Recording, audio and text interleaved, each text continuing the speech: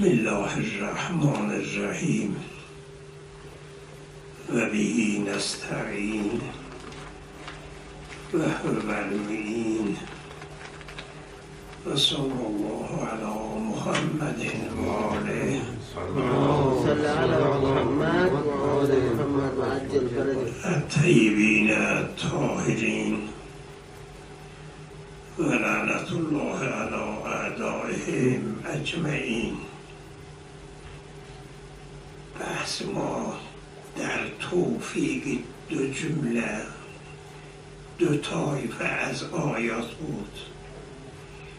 یک سلسله آیات دلالت می کند قرآن یعنی ظهورش این است که تمامش یه بار نازل شده. حالا به بیانهای دیگر لیلة القدر یا شب مبارکه و شهر رمضان. از منبر روایات میگد که تدریجاً قرآن نازل شده و این امر مسلمات که در 23 سال تدریجاً نازل شده. فکیف توفیق. یه جوابی ما گفتیم، اون توضیحش گذشت که قرآن دلالت می کند وضع شده به جنس یه آیه، دو آیه، سه آیه در شب قبل لازم نیست همهش باشد. این گفتیم و توضیح دادیم. اما کلام علامه چیه؟ مرحوم علامه رحمت الله علیه مدعاش این است که قرآن یه حقیقتی دارد، یه معنایی هست، اونجا نه لفظ است، نه سوره است، نه آیه است، اینا هیچ نیست. یک معنای کلی دارد و اون معنا در لوح محفوظ بوده، در عالم بالا بوده. اون معنا نازل شده به تمامه به قلب نبی اکرم. اونجا لفظی نیست، لباس ندارد، حقیقت هست، معنا هست، آیه نیست. این مدعاشه.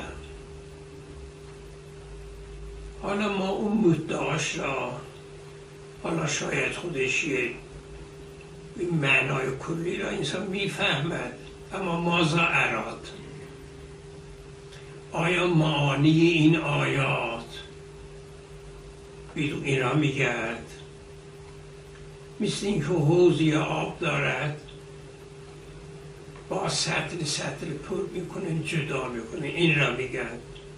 حالا یه چیز همچون چیزی ادعا میکنن قرآن لهو حقیقتون لیس لهو لفظون سورتون آیتون. مفهوم کن معنا. اون معنا را نازل کرده در شب قدر به قلب پیغمبر، اما تدریجاً اون معنا برای خود لباس گرفته، قالب لفظ افتاده، شده سوره قل هوالله، سوره فجر و الی ماشاءالله سوره علق الی آخر سور و آیات و الالفاظ. این مدعاشه. برای این مدعا دو رقم دلیل میارد. رقم اول کل اصله، ادله دوم توضیح اون معناست. و به عبارت اخرى دلیل اول دلیل لفظی استعمال انزال و تنزیل، دلیل دوم 7 آیه است. اما دلیل اول مثل اصل است به مدعاش، به مطالبش، یعنی او اگر ثابت شد گویا بله یه مقدار حل می شود. اون این است که ایشون میفرماید نزله با انزله فرق دارد. نزله للتدریج، انزله دفعی.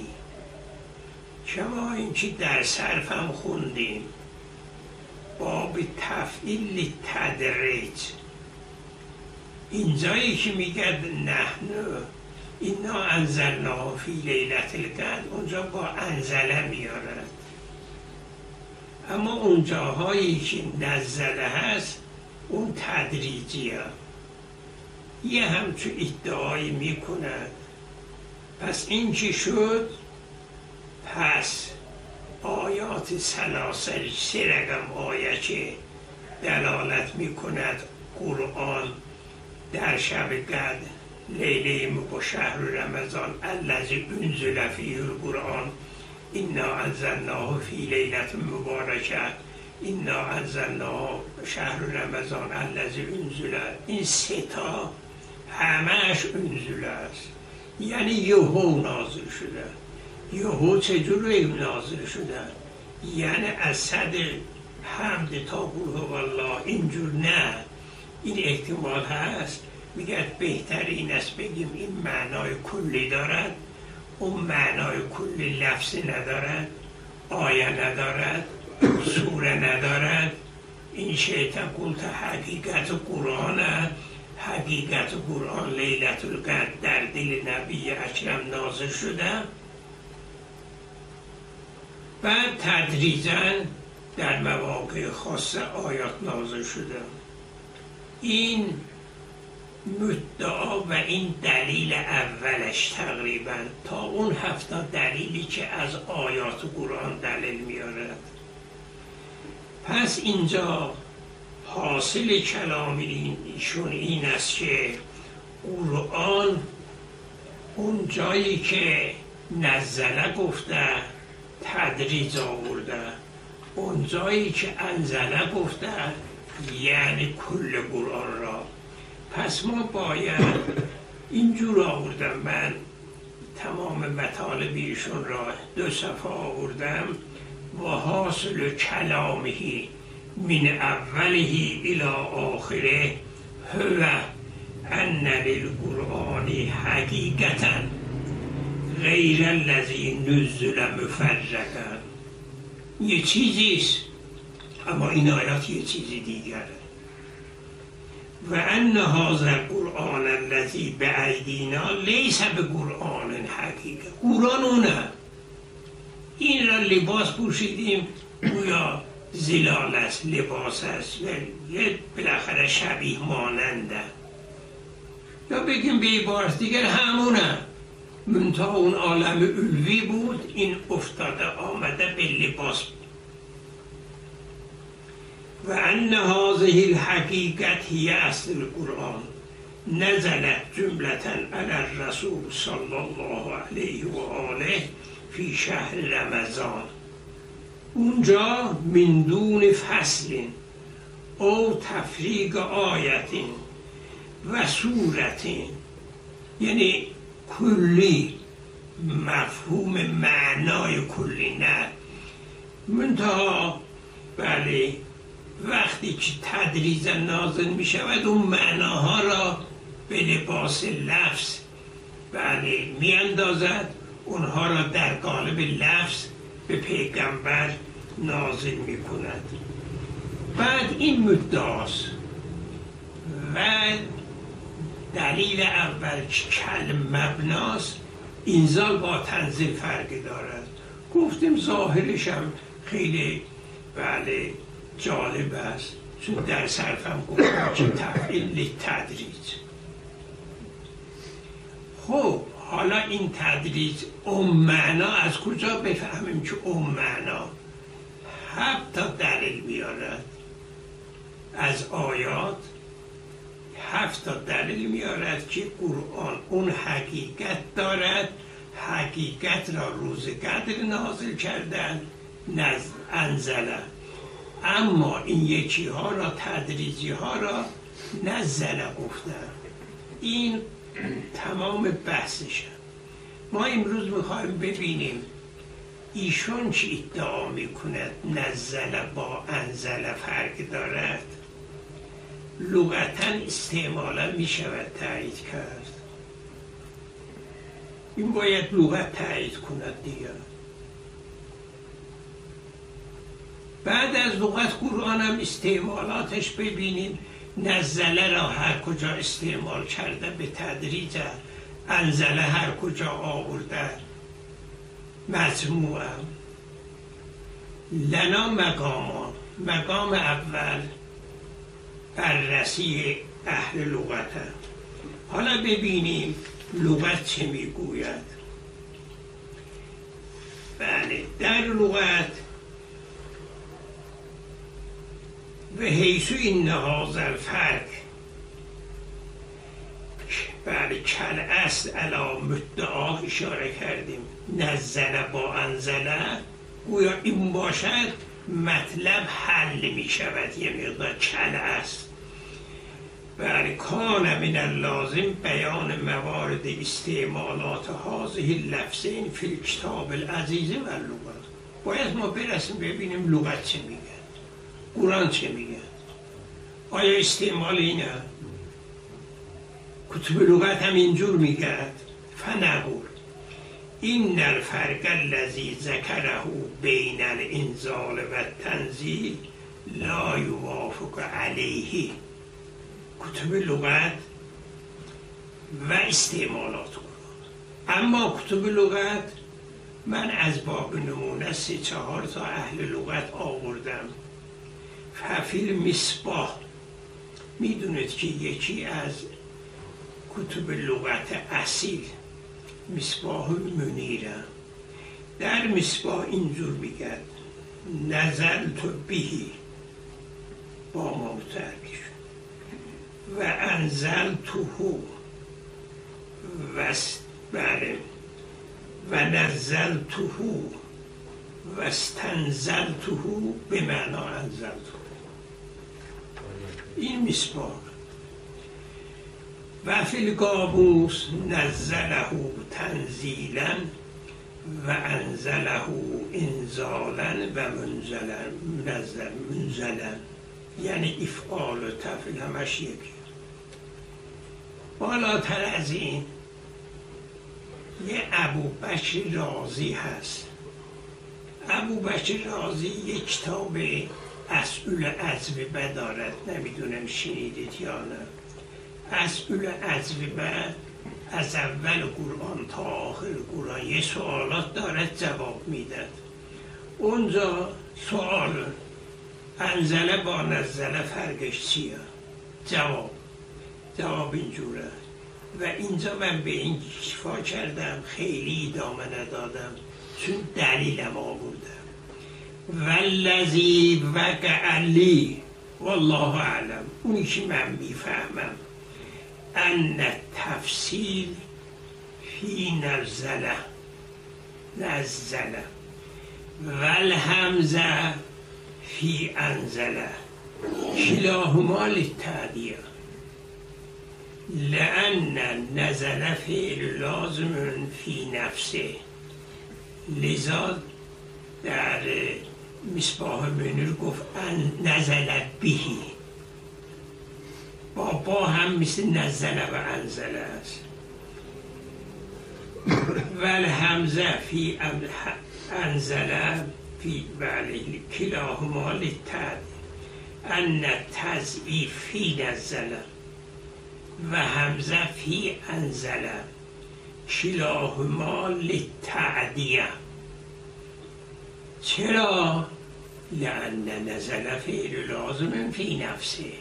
نزل لازمه، لازم وقتی که رفت باب افعال و تفعیل یا بابا متعدی می شود. پس این که متعدی شد و اذا کان للتعدیه، به این خیلی عنایتون دا و اذا کان للتعدیه لا یکون لمعنی آخر. چرا باب افعال رفتن برای تعدیه؟ چرا باب تفعیل رفتن؟ تعدیه جایی که تعدیه است دیگه تدریج نداره. من ادعا نمی کنم در باب تفعیل همش تعدیه هست، ولی خودتون میفرمایید برای تعدیه. من نمیگم، این میگه، من از ایشون نقل میکنم. خیلی خوب نیست. بله خیلی خوبه. شما گشتید پیدا کردید که جای تعدیه باشد و تدریج هم باشد. این باب ها هم خیلی هاشون برای تعدیه هست. و ایزا قلنا للتعدیه لا یکون. تدریج آقا میفرمایید برای تدریج باب تفعیل. من نمیگم، ایشون میگه و ایزا کان. این اهل فن نه، حرف کار کردنش که و ایزا کان للتعدیه لا یکونان لمعنی آخر و هو تکسیر او نحوه لانه لا نظیر له. گشته دیگه یه چیزی از انبار که نمیاد. و اینما جمع بینهما و المعنا واحد. خب بگو اگر اینه قرآن انزله میگه، نزله میگه، معنای چیه؟ چرا؟ و بله تعدیه جریان علی عادت العرب فی افتنانهم. تفنن در باب یه بار انزله گفته، یه بار نزله گفته. و تصرفهم فیه علی وجوه شتا و نحوه. تصادفاً من دیشب یا پریروز مطالعه می‌کردم لسان العرب ابن منظور، یا مقدار مفصل بحث کردم. و نحوهم صرح به عدم الفرقی ابن منظور بتفصیل. و حالا چه شد؟ مدعای علامه ریشه کلامش این است که تفعیل با افعال فرقی دارد للتکسیر. فتزهم ما ذکرنا ان الفرق بین الانزال و تنزیل بما ذکره لیس له مبنا و دلیل معتمد. این از کجا ریشه گرفته؟ تصادفاً زمخشری در اولی آل عمران اونجا بله میگد که نزل القرآن مصدقا لما انزل بین یدیه من التورات و الانجیل. نقل به معنا کرد اونجا تورات انجیل را انزله گفت. علامه هم دارد که چون اونها یه جا آمده، لذا حضرت موسی وقتی که الواح را گرفته اون الواح یه جا بود. اونجا کشاف هم این اصلش از اینه. بعد از این ریشه گرفته زید امر این حرفی را گفته. فتزهم بله ولعل اول من فرق بینهما فی کتب التفسیر و صاحب الکشاف و تبعه جمع بلا تحقیق فیه. بگو راغبم گفته. اون چه گفتن؟ راغبم یه چیز عجیبی دارد. اون میگه اگر نزله را به ملائکه اطلاق کنن اونجا فرق دارد. عرض کردم یه وقت من به خود علامه گفتم، چون من اون وقت این را نوشتم در زمان حیاتش، به خودش گفتم که فرقی انزال تنزیل از کجا گفتید؟ ایشون گفت که من اونی که یادم است گفت مجمع البحرین. من شاید اشتباه میکنم، گفته راغب. چون مجمع البحرین نیست ظاهرم. اما ما افاده راغب. راغب میگه که به ان الفرق بین الانزال و تنزیل فی وصف القرآن و الملائکه، وقتی که گفتن نزل نسبت به ملائکه و قرآن بگوید، اونجا ان تنزیل یختص بالموضع الذی یشیر الیه انزاله مفرقا. ایشون هم مفرقا را منتها گفتن مخصوص قرآن و ملائکه است. ما بعدا خواهیم گفت که در ملائکه هم نزل هم اون باشد، حالا اینجا در صدد دونستیم. اما کلام ایشون فهو شیء آخر غیر ما ذکروه، این غیر از فرقی که گفتم. لأن الراغب لم یقل بالدفع، چون دفعی نیست، نزله را میگه در قرآن و در ملائکه دفعی باشد، نزله تدریجی باشد، نزله. خب کما انه لم یعلم بچه تأکیده بالقرآن بالملائکه مع ان استعمالات القرآنیه لا یعیده کمالیه. حاصل مطلب فرقی که علامه گذاشت بین انزال و تنزیل، لغت این کار میکنه. لغت میگه انزله با نزله یکیست. ما اهل لغت که داریم، معتبرترین اهل لغت قاموس گفتیم، لسان العرب گفتیم، مصباح المنیر گفتیم. اهل لغت اینجور میگوید، شما میگید که کذا. حالا بیایم قرآن. لغت را به عنوان یه تخصص قبول ندارن، میگن اونا موارد استعمال را میگن. قرآن استعمال مگر موارد یعنی قرآن. از حرف اونا نیست که قرآن را چیز کرد. اونا از قرآن باید بفهمن. نزل القرآن علی لسان قومه. اصلا قول لغوی اصلا خودش یه چیزی اگر یه حرفی خلاف استعمال باشد باید توجیه کنید. ما این که میگیم قرآن فصیحه، چرا؟ چون کلمات حجازیه علی لسان حجاز، یک جمله گله و ندر به لسان قوم نازل شده، یعنی عراقی ها و امثال اینا، این مسلمه. و اما قرآن قول لغوی یعنی حجته. اساسا ما آیات و الفاظ روایات را چجور باید معنا کنیم، به چه ویژه کنیم؟ از شما میپرسم. لغوی را بالاخره حجت نمیدانن. همه میدانن، چی میدن نمیدونن. لغت ندونن که بالاخره باید چجور بفهمن. لغت حجت ندانن چجور بفهمیم؟ من شما یه آذری میخواید نحو البلاغه را بفهمید، چجور میفهمید؟ میارید لغت را ببینید چیه. این قابل انکار نیست. حالا منتها اونجا گفتن چی؟ مرحوم شیخ در اول رسائل بحث میکنه قرآن به این بله لغت به عنوان اهل فن حجته یا به عنوان بینه. اون بحث دیگره، اون من دارم، خودم میدانم. اما اونی که بله در هر مسئله باید وضوح کرد به فنش، فن اهل فن لغت تازه.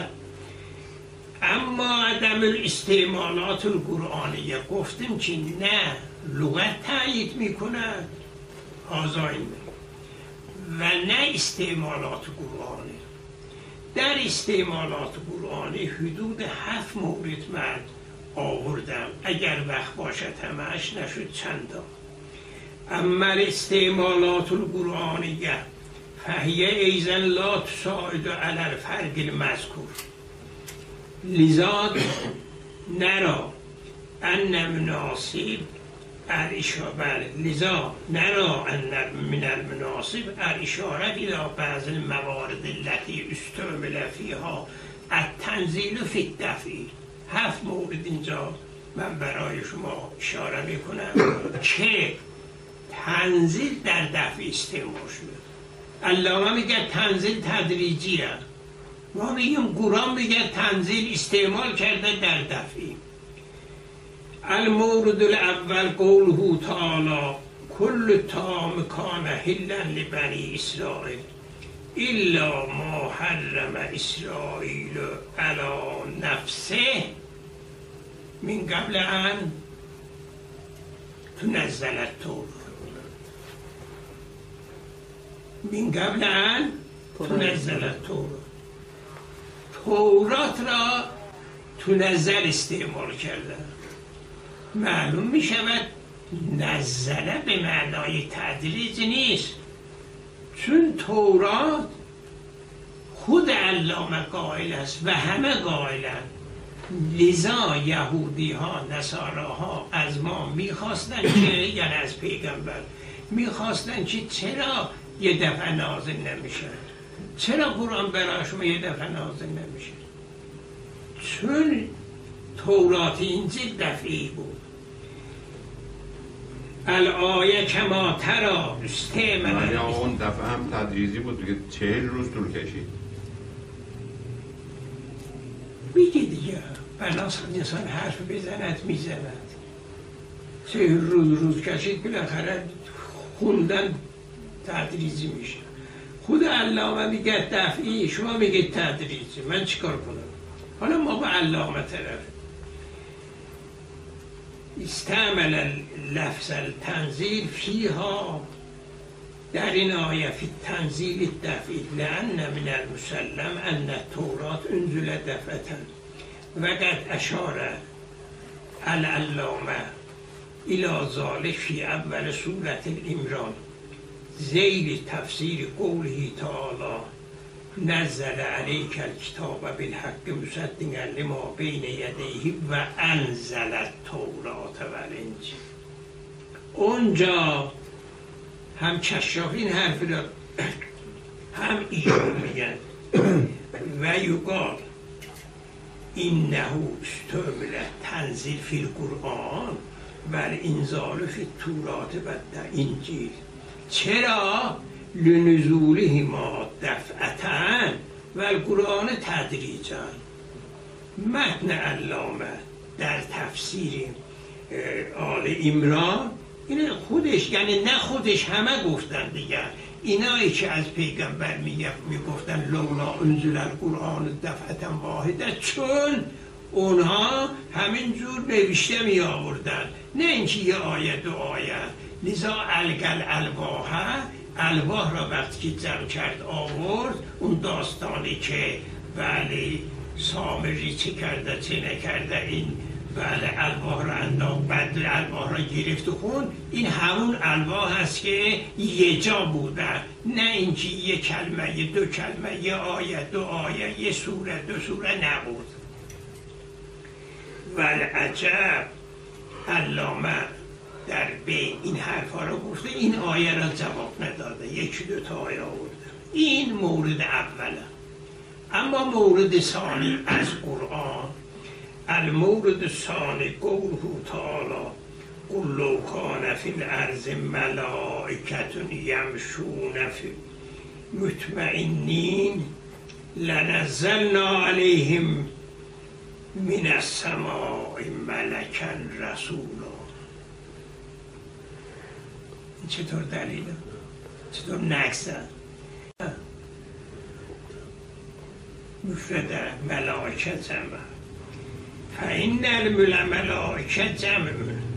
اول میگه لو کان فی الارض ملائکة یمشون، جمع میاره.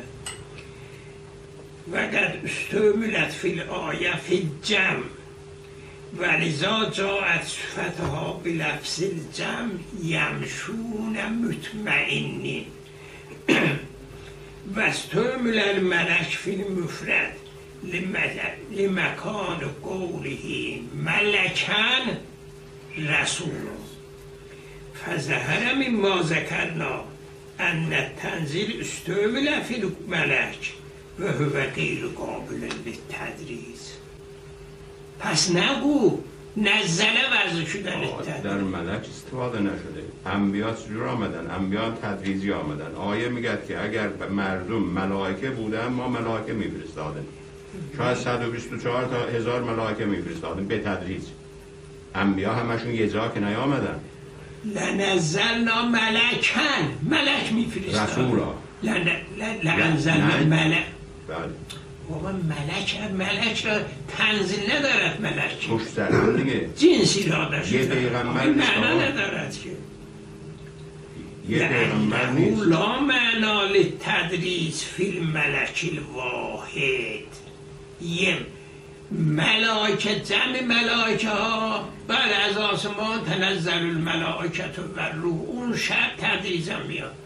اما ما وقتی که نبی اکرم را میفرستیم میگیم که رسول را نزلنا، رسول این زالیه دیگه.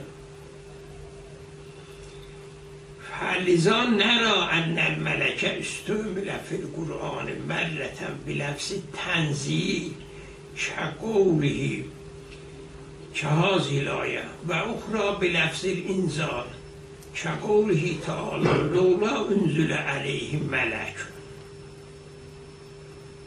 پس نزله هم صحیحه، نزله. اگر اینجا میگه تدریجا، اینجا انزله گفته، پس معلومه این مفهوم، این استدلال پایه ندارد. شما میگید در ملائکه هم انزله میگه هم نزله. ناچار علامه بگید که اونجا که میگه نزله یعنی این ملک، اون ملک. اونجا که میگه انزله، ملک خودش. و انزله و در یه مورد خاص ملائکه را فرستاد برای کار خاص. ولی اینجا رسالته. میگه اگر به جای بشر در زمین ملائکه بودن ما پیغمبر ملائکه میفرستادیم و پیغمبر یه دونه نیست. ای پشت سر هم باید بیاد در طول زمان. چرا انزلنا میگه؟ بله؟ چرا انزلنا میگه؟ نزلنا میگفته کجا نزل؟ این آیه لولا انزل علیه ملک ولو انزلنا ملکن نگوزی علم رو بگیم. این یه مورد خاصه. همین دیگه باید اینجور بگه دیگه، مورد خاصه. ملک دیگه، ملک میفرسته یه بار میشه دیگه. یه بار مثلا ملک را فرستاد قوم لوط را هلاک کنه مثلا. این یه مورده. خب اونجایی که میگه ملک را تنزیل میکنیم اونجا دو مورده. اونجا رسالت بره دیگه. شاید المورد الثالث قوله تعالی فی قصة ابراهیم و کیف اخاف ما اشرکتم ولا تخافون انکم اشرکتم بالله ما لم ینزل به علیکم سلطانا. سلطان برهان چیه؟ قابل تدریجه. برهان دیگه. بگو قابله ولی مقام نیست. وقتی که میگیم بدون دلیل دیگه تدریجی استعمال کردن مفهوم ندارد. لذا این را آوردیم، همین بیان را داریم که استعمال تدریج یکون بلا وجه. چهارم یسألک اهل الکتاب ان تنزل علیهم کتابا من السماء.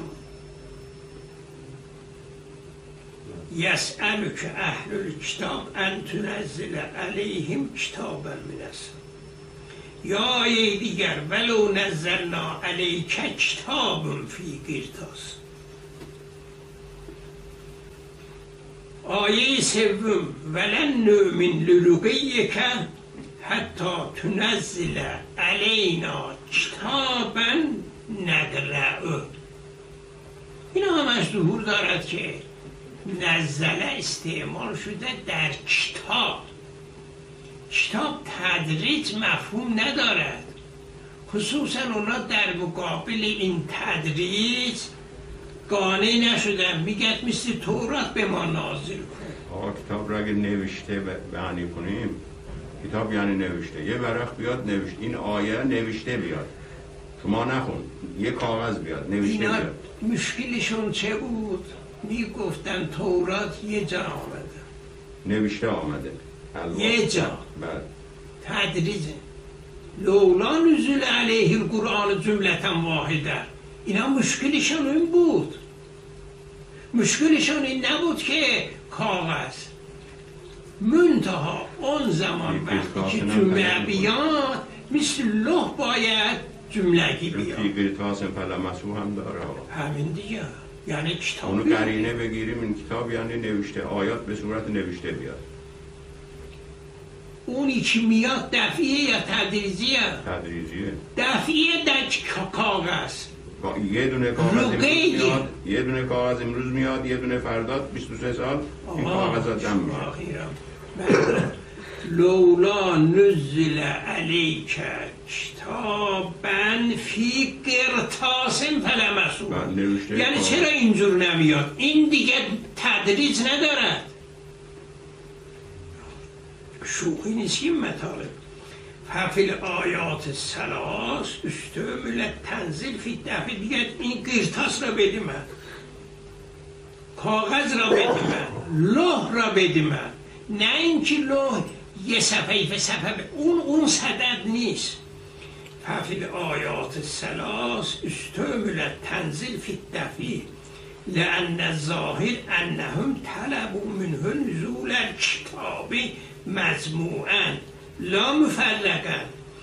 قال فلذا قال العلامه فی ذیل الآیه الآیه تذکر سؤال اهل الكتاب یا تذکر سؤال اهل الكتاب رسول الله صلی الله علیه وسلم تنزیل کتاب من السماء علیهم حیث لم یقنعوا بنزول القرآن بوحی روح الامین نجوما. خودش میگه، علامه همین حرفی که به ما تحمیل میکند خودش میگه این را میخوان.